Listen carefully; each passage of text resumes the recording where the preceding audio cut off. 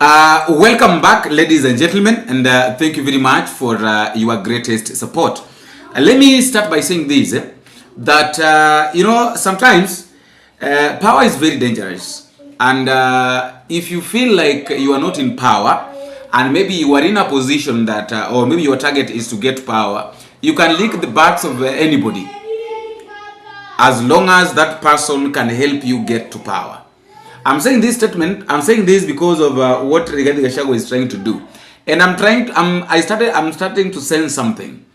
That Rigathi Gachagua is going to be used as United States of America's puppet, as the US puppet, simply because he wants power. And you know, the white people or those countries, they normally take advantage of people. If you really show them your desperation, if you really show them how desperate you are, then they're going to take advantage and use you because you want something. Now, for us to give you something, you also have to do for us something. So that is exactly what is happening. So Rigathi Gachagua is licking the bars of Donald Trump. I don't know whether it's one of the ways of getting the attention of Trump. I really don't know. I'm saying this because of Rigathi Gachagua's statement that he made about Smith Armstrong. For those who remember, Smith Armstrong was the ambassador back in the year 90s when Moi was the president and Rigathi Gachagua was the DO. Very excited that yesterday in the Senate, the chairman of the Foreign Relations Committee tabled a motion for the American legislative arm to review the status of Kenya as a non-NATO ally because of violation of human rights, because of abductions, extrajudicial killings, using police against civilians, and again working with terrorist organizations in Sudan, in Somalia. And I want to appeal to the people of Kenya living here and working here in the United States to take time to lobby their senators and their congressmen so that they can know exactly what is happening in Kenya, so that when this particular motion comes up for discussion, there is support from the senators here in the United States, because Kenyans here are quite informed as to what is going on back home, and they can get evidence from home on the issues of extrajudicial killings. In fact, it is very sad that President William Ruto had the audacity to publicly issue orders for people to be shot. His Minister for Interior gave a shoot to kill order, which is happening every day. These are some of the things that must find their way on the floor of the Senate here in the United States, so that the American government can be well apprised of what is going on back at home. And we are hoping and we are appealing to the American government, and specifically President Donald Trump, that as he chooses an ambassador for Kenya, because the position is vacant, to consider to give us an ambassador to Kenya of the same caliber and thinking and orientation as Smith Armstrong, who came in to help the people of Kenya when they face similar circumstances of violation of human rights and the erosion of democracy. We'll be very happy if we could get an ambassador the caliber of Smith Armstrong to come to Kenya and help us to restore our democracy and to restore the respect of human rights in our country. Now, Rigathi Gachagua is mentioning something to do with the violation of human rights. But I have a question to ask. During the time that Rigathi Gachagua was the deputy president, William Ruto was the president. Back in 2023, the ODM people, the Azimio la Umoja, were doing the demonstrations. Now, during the time that these people were doing the demonstrations, this same Rigathi Gachagua could go to the office at 4 a.m. in the morning to make sure that he deals with the people that are demonstrating.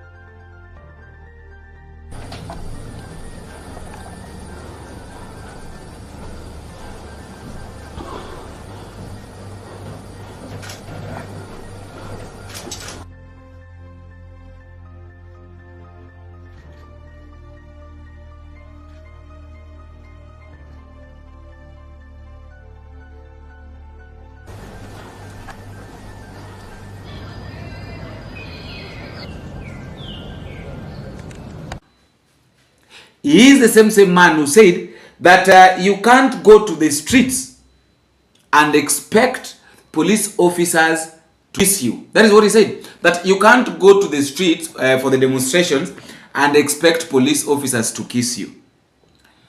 In other words, he was trying to say that going to the street is very dangerous, not just dangerous, but it's against Kenyan. And right now, that is exactly what he wants to do. He's trying to talk the Americans, you know, come and do this, come and take William Ruto away, you know, he's ruling the ways. But haya mambo yote yanafanyika na yeye mwenyewe, yeye pia liko hapo. So I really don't know what is wrong. I really don't know. Another story is about Farouk bet. These guys are seeing dust. Farouk bet amefukuzwa Narock.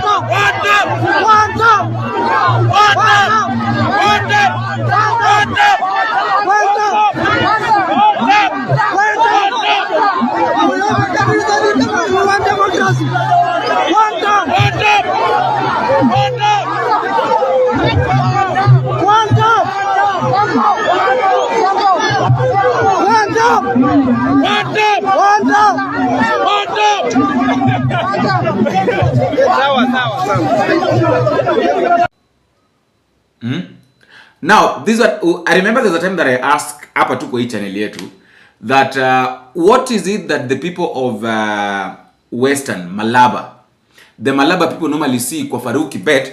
Anytime Farouk bet anaenda wanamkaribisha vizuri, you know, anaongea everything. But sasa kwao kwenyewe anakataliwa. I don't know whether we are seeing something that Farouk bet akiwa kwao, akienda kwao anakataliwa, lakini akienda Malaba, the size of Malaba Western anakubaliwa. What is going on? It is high time these people learn what is happening. The ground is different. The ground is singing one time. No matter what you do, no matter how hard you try to convince people that Ruto is working, there is nowhere that is. Every place has been turned. So I really don't know what you think. I would like to give you a chance at the comment section to also tell me what you think concerning this. But this issue of regarding Gachagua should be really looked at. Inafaa iangaliwe sana because the guy is trying to show, is really trying to show his desperation. Na ni kama I really don't know what to say. I'm trying to look at the best language or the best term that I can use to talk about regarding Gachagua's United States of America's visit, and the way is really trying to show the Americans that he's so much, you know, this one is a way of showing the Americans that he's so much desperate for power. But I have a question before I give you a chance. During the time that Rigathi Gachagua was William Ruto's deputy president, hakuwa anaweza shikika. That guy hangeweza kushikika kabisa. I remember when Uhuru Kenyatta was the president and Azimio la Umoja, that is Martha Karua together with Raila Odinga, were trying to convince Barack Obama, by then the president, to handle the issue of Uhuru Kenyatta. There is something that Obama told them. That when you are in power, you are not seeing the problem. But right now, you are not in power, now you are seeing every problem. And that is exactly what is happening with Rigathi Gachagua. When Gachagua was in power, he was not seeing all these problems that he is seeing right now. So baada ya kutoka ndio naona kwamba this government is so bad, is so rotten, is killing people, is doing everything, is doing things that are not necessary. Why? Why are these people normally like this? After all, guys, that's just my thought. Let me also know what to think at the comment section, and don't forget to subscribe, ladies and gentlemen, because by subscribing, you're going to make this video go viral and is going to be watched by a lot of people. Until we meet again, I have been your host, Bonfils. Bingo.